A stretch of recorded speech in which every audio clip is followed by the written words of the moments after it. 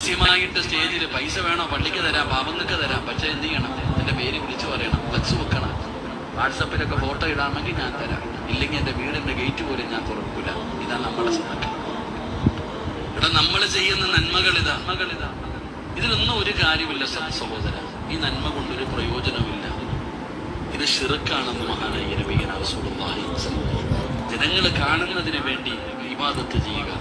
നാളെ അള്ളാഹു പറയും അവനോട് പോയി മേടിച്ചോളാം, അവൻ കാണാനല്ലേ നീ ചെയ്ത് മേടിച്ചോ.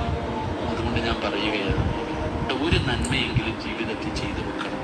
ഈ ലോകത്ത് നിന്ന് യാത്രയാകുന്നത് ഒരു നല്ല മരണം കിട്ടാൻ നമ്മൾ എന്തെങ്കിലും ഒരു നന്മ, ആയിരക്കണക്കിന് നന്മ ഒന്നും വേണ്ട.